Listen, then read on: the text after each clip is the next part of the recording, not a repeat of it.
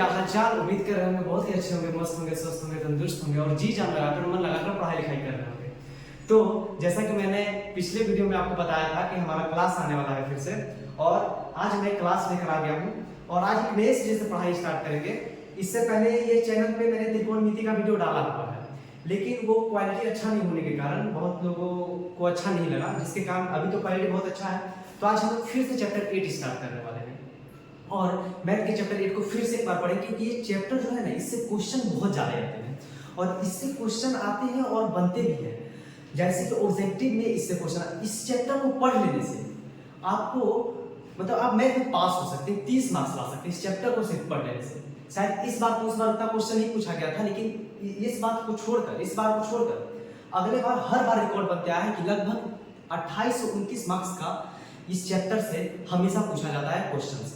तो इस चैप्टर को पढ़ना बहुत ज्यादा जरूरी है। तो हम लोग आज पढ़ेंगे चैप्टर 8 मैथ का त्रिकोणमिति। तो सभी लोग बुक निकाल लीजिएगा। हमारे पास बुक नहीं है तो इसलिए मैंने मोबाइल में PDF खोल रखा है बुक का, और मैं इसी से पढ़ाऊंगा आप लोगों को चैप्टर 8 त्रिकोणमिति। तो सभी लोग बुक खोलिए, किताब को भी खोलिए और चलिए बढ़िया सीधा से पढ़ना चालू कर देते हैं, क्योंकि टारगेट क्या है अब की बार 400 पार। तो स्टार्ट करते हैं चैप्टर 8 हम लोग। चैप्टर 8 क्या है हमारा? चैप्टर 8 जिसका नाम है त्रिकोणमिति। त्रिकोणमिति। इस चैप्टर से बच्चों को बहुत ज्यादा डर लगता है, क्या पता क्यों? क्योंकि ये कोई हार्ड चैप्टर भी नहीं है, फिर भी लोगों को ज्यादा डर लगता है। तो इस डर को मिटाने के लिए मैं हूं, तो इस डर को मैं मिटा दूंगा। तो अभी चलते हैं त्रिकोणमिति पढ़ने से पहले कुछ कॉन्सेप्ट जानना आज होता है। जैसे कि आपने त्रिभुजों के बारे में पढ़ा होगा कि त्रिभुज बहुत से प्रकार के होते हैं। सर समद्विबाहु त्रिभुज होता है, समबाहु त्रिभुज होता है, समकोण त्रिभुज होता है, विषमबाहु त्रिभुज होता है, बहुत से प्रकार के त्रिभुज होते हैं। लेकिन हम लोग सब त्रिभुज के बारे में नहीं पढ़ेंगे, वो लोग आप 7 8 में पढ़ चुके हैं।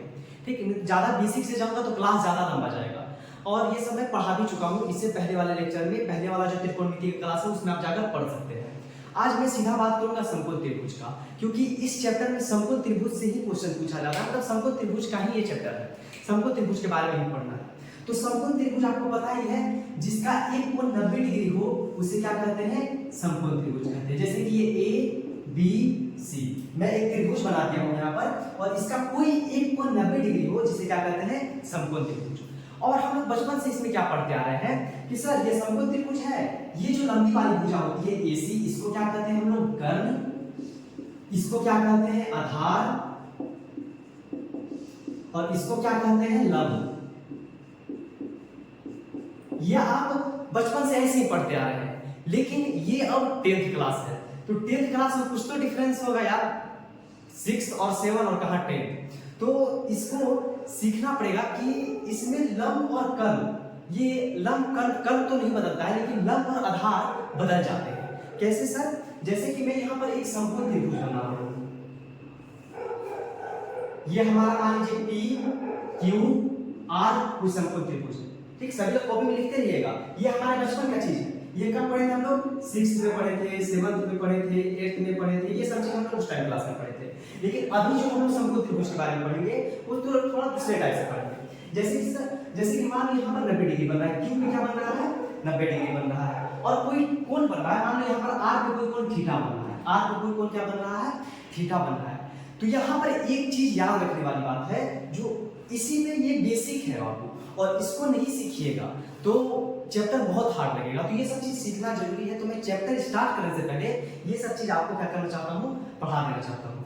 तो यहाँ पर जैसे मान लीजिए ये कोई कोण थीटा है, और थीटा के सामने वाला जो होता है वो हमेशा लंब होता है, याद रखना है। आपने मन में रख लीजिए, थीटा के सामने वाला क्या होगा? लंब होगा। मतलब जो कोण बन रहा है उसके सामने वाला लंब होगा, उसका समभुजा क्या होता है? लंब होता है।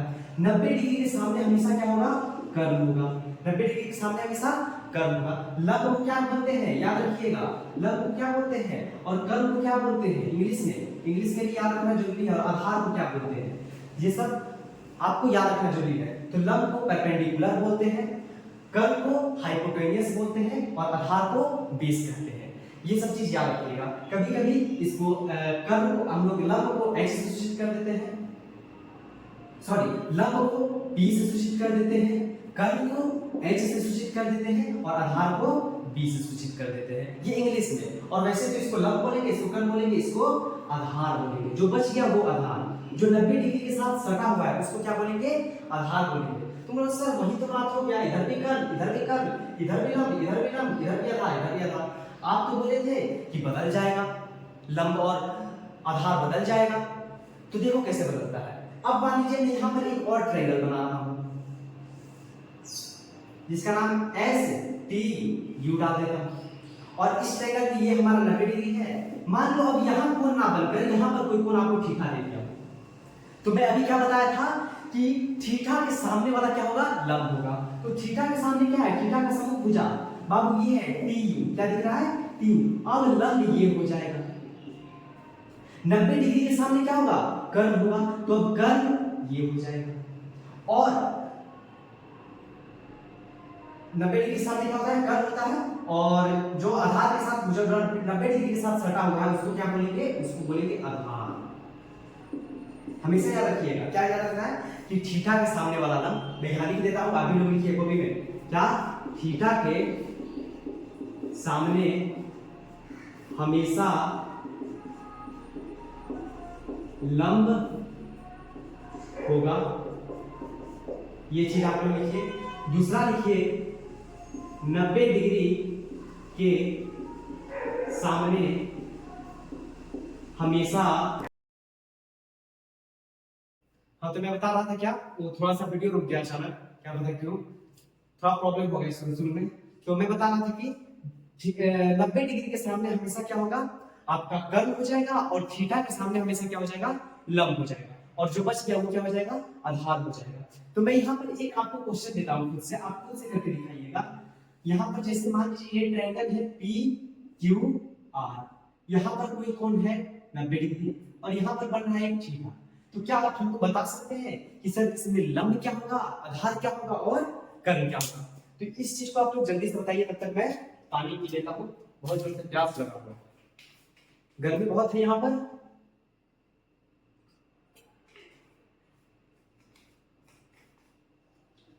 फैन भी लगा हुआ है, चलिए कोई बात नहीं। कई लोग आप लोग इस चीज को कर चुके हैं, और मैं इसको बता देता हूँ। ये 90 डिग्री के सामने क्या हो जाएगा बाबू, कर्व हो जाएगा। अभी तुरंत हम लोग पढ़े सर थीटा के सामने, थीटा के सामने भुजा क्या हो जाएगा, तो लंब हो जाएगा, बहुत बढ़िया। और जो बच गया वो क्या हो जाएगा, आधार हो जाएगा। जो बच गया वो क्या हो जाएगा, आधार हो जाएगा। तो यहां तक अभी हम लोग पढ़ चुके थे। अब ये हम लोग त्रिभुज के बारे में पढ़े, और इससे पहले याद दिला दूं मैं कि आप 7 क्लास 8 क्लास वगैरह में आप एक चीज पढ़ेंगे जिसको कहते हैं पाइथागोरस प्रमेय, उसे भी पढ़ना हमें बहुत ज्यादा जरूरी है। इसलिए पाइथागोरस प्रमेय क्या है, याद नहीं है तो कोई बात नहीं, मैं याद दिला दूंगा, और याद है तो बहुत अच्छी बात है कि आपको याद है। तो सर पाइथागोरस प्रमेय क्या है, तो पाइथागोरस प्रमेय देखो क्या कहता है आपको। पाइथागोरस प्रमेय कहता है ना कि कर्व का स्क्वायर बराबर होता है लंब के स्क्वायर प्लस आधार के स्क्वायर के। ये पाइथागोरस प्रमेय कहता है। क्या सर इसको सिद्ध कैसे करता है सर, तो इसको हम सिद्ध करने सीखेंगे त्रिभुज चक्कर में। ठीक, पाइथागोरस प्रमेय को सिद्ध करने में हम सीखेंगे त्रिभुज चक्कर में। फिलहाल अभी ध्यान दीजिए, उस टाइम जब पढ़ाने लगूंगा तो मैं उसी टाइम सिद्ध करवाऊंगा। वैसे इसको मैं सिद्ध करवा देता, लेकिन अभी नहीं, जब त्रिभुज चक्कर पढ़ाऊंगा तब इसको सिद्ध करवाऊंगा। तो पाइथागोरस प्रमेय क्या कहता है कि जो कर्व का स्क्वायर है वो बराबर होगा लंब के स्क्वायर प्लस आधार के स्क्वायर के। जैसे यहाँ पर देखिए ये हमारा क्या है, कर्व, तो जो कर्व का स्क्वायर होगा वो बराबर होगा बाबू लंब के स्क्वायर जोड़ आधार के स्क्वायर के, जोड़ आधार के स्क्वायर के। ये हमें क्या कहता है, पाइथागोरस प्रमेय कहता है। ठीक है, इसको क्या करना है आपको याद रखना, very very important question, very very important formula, इसको एकदम याद रखना अपने मन में। इसके बिना तो त्रिकोणमिति कुछ है ही नहीं, जब तक ये नहीं पढ़िएगा तब तक त्रिकोणमिति आएगा नहीं। तो ये हमको क्या कहता है, पाइथागोरस प्रमेय। सर इसका क्या काम, तो इसका काम देखिए मैं बताता हूं। जैसे कि मान लीजिए ये कोई ट्रायंगल है ए बी सी, कोई ट्रायंगल क्या हो गया,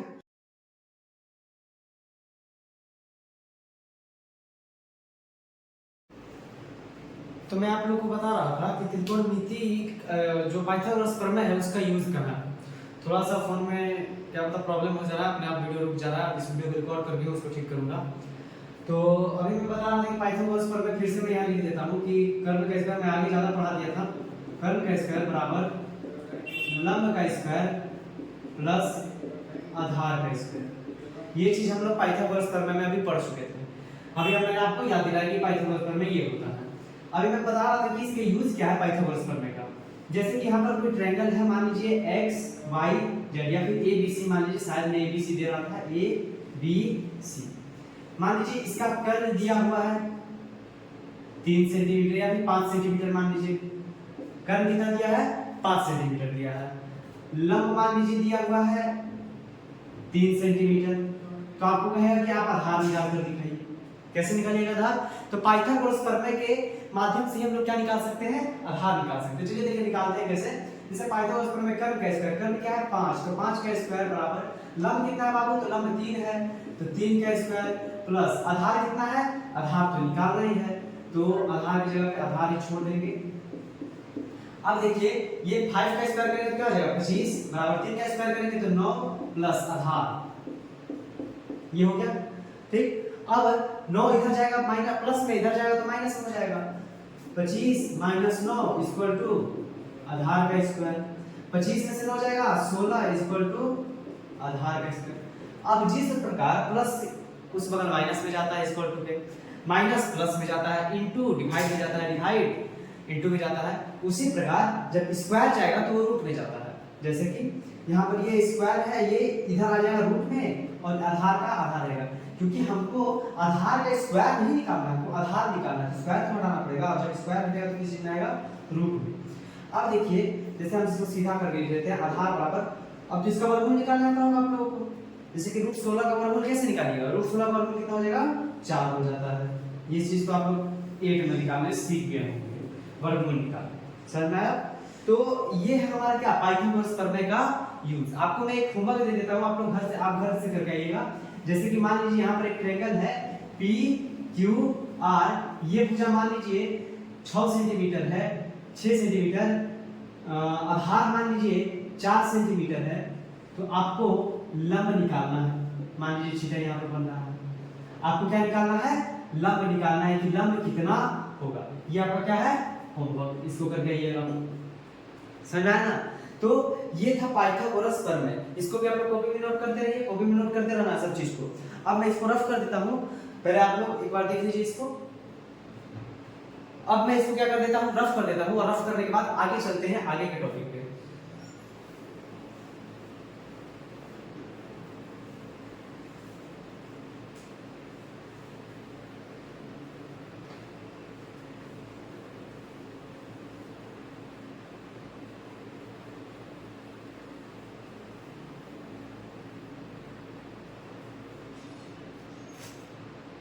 तो मैंने जो दिया अभी आपको वो आप लोग घर से कर आइएगा वो होमवर्क। अब सर अब क्या पढ़ना पड़ेगा?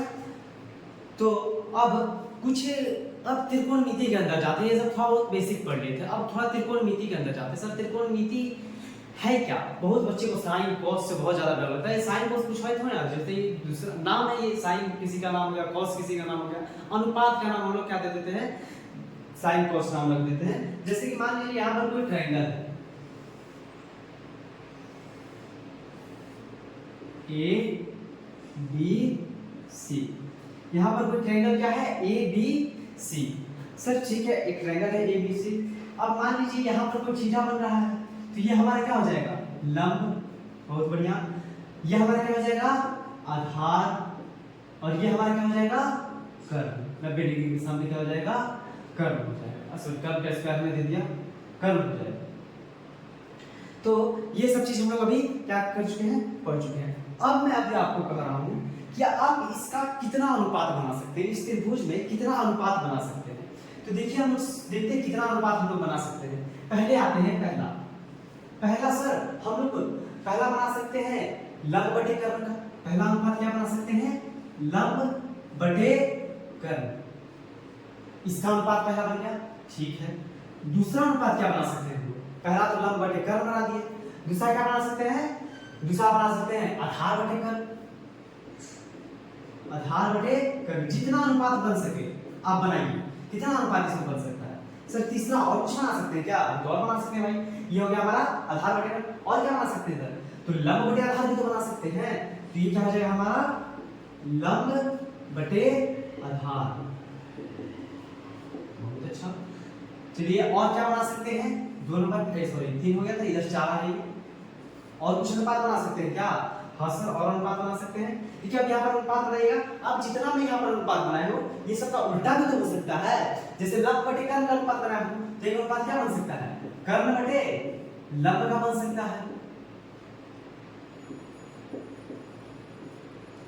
5 नंबर। एक अनुपात क्या बन सकता है? और एक कर्ण बटे आधार का भी बन सकता है।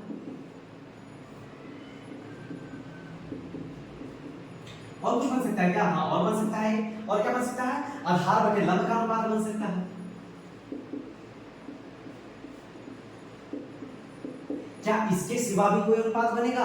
अगर जो बनेगा तो आप कमेंट जरूर कीजिएगा कि हाँ सर इस 6 के अलावा इस त्रिभुज में और कोई अनुपात बन रहा है, तो हमको कमेंट जरूर कीजिएगा अगर जो बन जाए आपसे तो। लेकिन मेरे ख्याल से अब इससे ज्यादा अनुपात नहीं बनेगा, बस 6 ही अनुपात बन पाएगा इसमें। अब इस 6 अनुपात का नाम रख दिया गया। हाँ, जैसे कि आपका नाम रख दिया गया है गोलू, पिंटू, सिंटू, उसी तरह इसका भी नाम रख दिया गया। लंब बटे कर्ण को लोग कहने लगा कि ठीक है बाबू तुमको नाम रखेंगे हम लोग साइन। क्या बोलेंगे? साइन। लंब बटे कर्ण को क्या बोलने लगा लोग? साइन बोलने लगा। ठीक है। अच्छा, इससे पहले हम लोग ये जान लेते हैं कि आपको कुछ देर पहले हम बताए थे कि इसको इंग्लिश में कैसे सूचित करते हैं। लंब से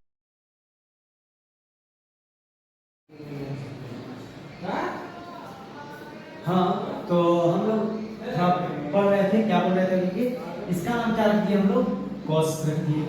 उसी तरह लंब बटे आधार का भी नाम रख दिया गया। क्या नाम रख दिया गया? tan। हर एक चीज का नाम रख दिया गया बस। उसी तरह इसका भी नाम रखा गया होगा कर्ण बटे लंब का। कर्ण बटे लंब का क्या नाम रख दिया गया? cosec। कर्ण बटे आधार का क्या नाम रख दिया गया? तो कर्ण बटे आधार का नाम रख दिया गया sec। और आधार बटे लंब का क्या नाम रख दिया गया? cot। तो इसी तरह सबका नाम रख दिया। ये सिर्फ नाम, सुना ना, ये सब सिर्फ क्या है? नाम। और इसको आपको क्या करना है? याद करना है। अब इसका क्या यूज है, क्या कैसे करना है, ये हम सब बता रहे हैं। लेकिन अभी क्या करना है? इसको याद कर लेना है बढ़िया से। CTM, commitment to mind. अब सर बहुत बच्चे को होता है ना कि यार इसको कैसे याद करें। मेरा मानना है कि इसी तरह याद किया जाए, लेकिन बहुत बच्चों को याद नहीं होता है। तो उसके लिए छोटा सा ट्रिक है। क्या ट्रिक है? कि पापा भाग पापा हर हर P B P by H H B. पापा भाग पापा हर हर बोल। सर इसका क्या मतलब? इसका मतलब ये देखो, पी बाय एच, अभी तुरंत आप लोग पढ़े सर, पी बाय एच क्या होता है? Sine theta. बहुत बढ़िया सर। अभी तुरंत पढ़े cos B by H, cos होता है। बहुत अच्छा। अभी तुरंत पढ़े P by B, P by B इसको इंग्लिश में लिखिएगा तो क्या हो जाएगा? P by B. ये क्या होता है अपना tan। इंग्लिश में आप लोग खुद से लिख सकते हैं, सूचित कर कैसे किया जाता है वो बता दिए हैं। इसको क्या लिख सकते हैं? tan लिख सकते हैं। बहुत अच्छा सर। अब तो ये 3 होगा सर। ये 3 कैसे याद रखेंगे? ये 3 इसका उल्टा है, तो h by p लिखा जाएगा। h by p cosec English में आप लोग लिख कर देख लीजिए एक बार। ठीक, उसी तरह h by b, h by b को क्या लिखेंगे? sec। उसी तरह p b by p, b तो आधार को b और लंब को p, तो b by p क्या हो गया? cot हो गया। उसी तरह सर अब इसको नीचे आकर तो p by h मत पढ़ दे, इसको h by p पढ़ेंगे। ऊपर से p by h, नीचे से b by p, h by p, इधर से h by p, इधर से b by p, समझ गया ना? इस तरह से पढ़ना है। तो ये था हमारा क्या याद रखने के लिए शॉर्ट ट्रिक। क्या था? ट्रिक याद रखने के लिए। ये क्या था? याद रखने के लिए हमको क्या छोटा सा हम क्या बनाए? एक ट्रिक बनाए। अब इसका पहले तो सबसे पहले इसको याद कर लेना है एकदम। कुछ भी हो जाए अगली क्लास में ये याद होना चाहिए। जब क्वेश्चन क्या लेंगे, ये नहीं कि आप कॉपी पलटा रहे हैं। ठीक, कॉपी नहीं पलटाना, कॉपी जितना पलटाओ उतना भूलोगे, तो इसको याद कर लेना है। शॉर्ट ट्रिक बता दिए, इस मदद से याद कर लीजिए, या फिर आपको सफिशिएंट करें तो इस मदद, हम तो बोलते हैं आप इसी से याद करें, ये ज्यादा काम नहीं है। ठीक, और नहीं तो आप इससे भी याद कर सकते हैं। तो इस चीज को आप क्या कीजिए, कॉपी में नोट कीजिए। तब तक मैं क्या करता हूँ, इसको रफ करता हूँ और आगे का कंटिन्यू करेंगे। तो इसको आप लोग कॉपी में नोट कर लीजिए।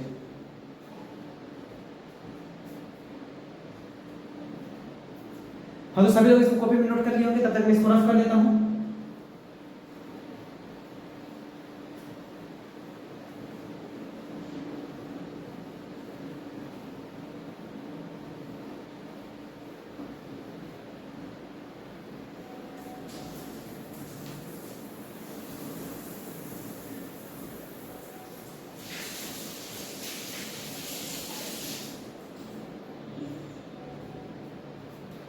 हाँ, तो अभी हम लोग क्या पढ़े कि अनुपात के बारे में पढ़े। अब ये अनुपात क्या कहेगा, तो इससे पहले हम फॉर्मूला निकालते हैं और फॉर्मूला निकलेगा। अभी हम लोग देखो क्या पढ़े कि सर आप बोले कि p बाय जो h होता है ना वो होता है साइन थीटा। हम लिखना चालू कर देते हैं। थीटा क्यों लिख रहे हैं, वो एंगल के लिए है थीटा। ये थीटा क्या है, एंगल। ठीक, तो ये साइन p बाय h क्या होता है, साइन थीटा होता है। अगर हम बोले b बाय h तो आप बोलिएगा सर ये cos थीटा होता है। समझ में आया? अभी तुरंत ये चीज लिखवाया है, वही चीज है, सिर्फ ये इसमें लिख रहा है, हम आलम बटे करने लिख रहे हैं। अब मैं बोलूंगा कि p बटे b ये क्या होता है, तो आप बोलिएगा tan थीटा होता है। ठीक, अब उसके बाद हम बोले ये तो 3 हो गया। अब अगर जो नीचे लिखते चलते हैं, ठीक, इसी में अब हम बोले कि h बाय p, देखिए ये इसका उल्टा हो जाएगा, ये किसका हो जाएगा, इसका उल्टा हो जाएगा। इसका उल्टा क्या हो जाएगा, h by p, h by p क्या हो जाएगा, cosec थीटा हो जाएगा। अब इसका उल्टा करेंगे क्या हो जाएगा, h बाय b, इसी को क्या लिखते हैं, sec थीटा।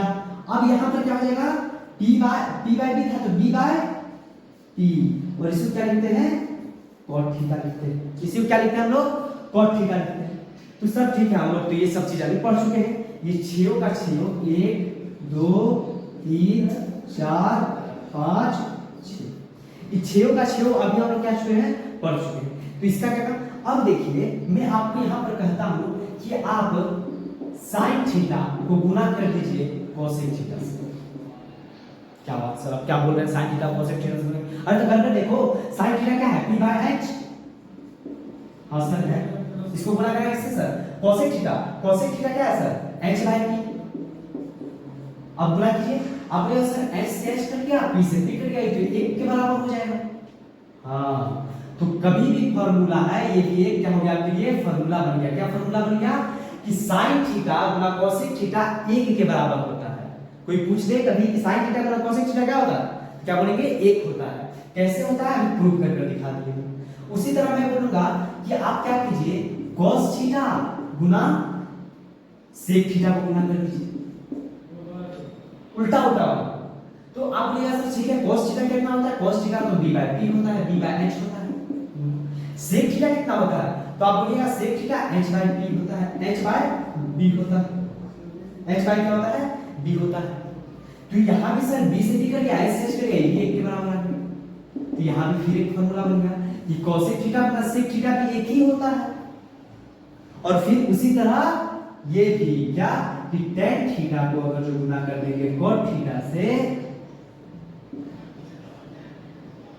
तो ये भी किसके इक्वल आएगा, 1 के बराबर आ जाएगा। कैसे, tan थीटा का फार्मूला क्या होता है, लिख लीजिए, p बाय b अभी तुरंत पता है। अब गुना cot थीटा क्या है, b बाय p, p से p कैंसिल, b से b कैंसिल, खेल खत्म, बच गया 1 के बराबर। तो ये भी एक क्या होगा, फार्मूला हो गया। इसको क्या करना है, याद करना है। ठीक, अभी हम लोग क्या देखें कि ये अनुपात से ये फार्मूला निकला, इससे क्या निकला, ये निकला, ये तीनों फार्मूला निकला।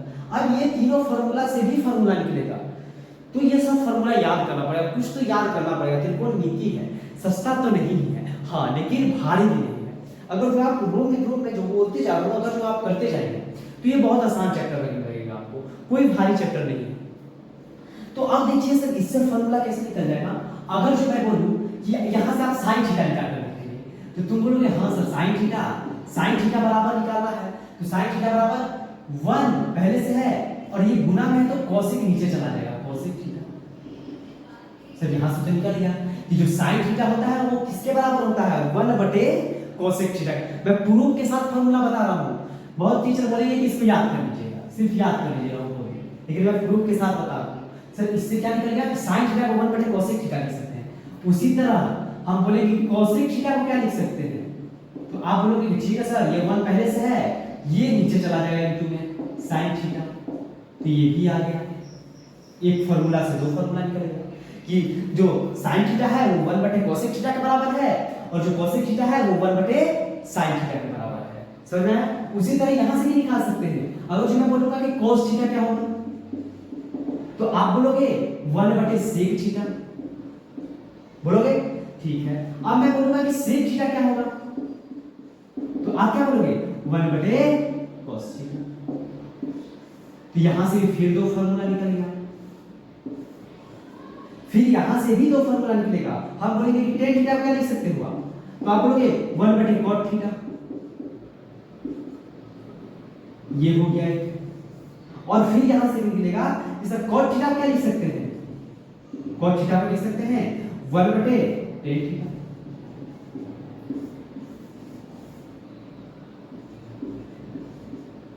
तो यहां से भी हमारे पास 1 2 3 4 5 6 फार्मूला है, ये भी 3 फार्मूला हो गया। तो 3 और 6 के बाद 7 8 9 और इधर आपका 6। तो ये आपको क्या करना पड़ेगा, याद करना पड़ेगा। जितने फार्मूला मैंने अभी बताया ये आपका हो गया अनुपात वाला, ये अनुपात से हम जो निकाले sin गुना cosec 1 होता है, cos गुना sec 1 होता है, tan गुना cot 1 होता है।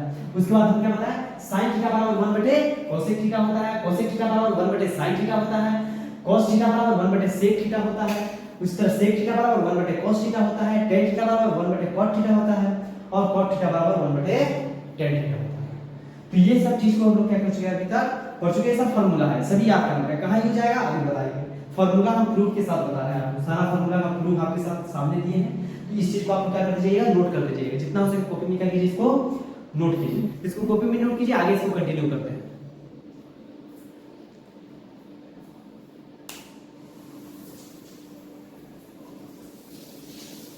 तो सभी लोग इसको तो लिख लिए होंगे, तो मैं इसको क्या करता हूं, रख।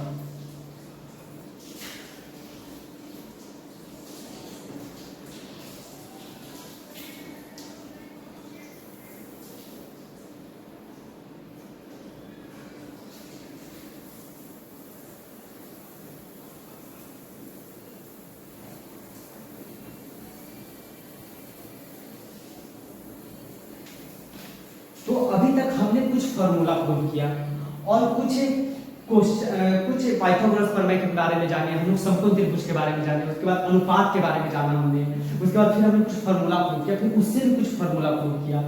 तो ऐसे करके कुछ फार्मूला जिसको आपको याद रखना है, ये बात चीज याद रखिए, क्या करना है उसको आपको याद रखना है।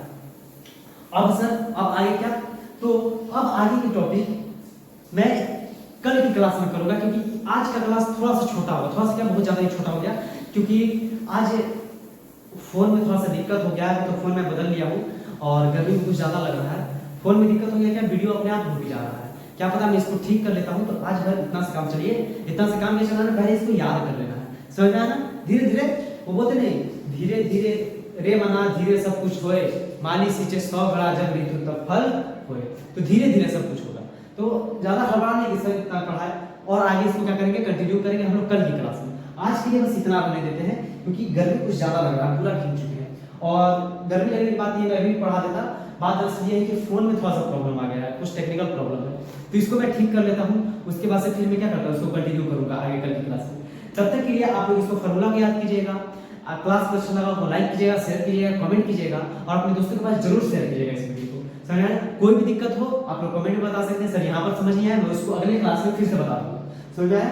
तो मिलते हैं जल्दी नेक्स्ट क्लास में, तब तक के लिए धन्यवाद। जय हिंद, जय भारत।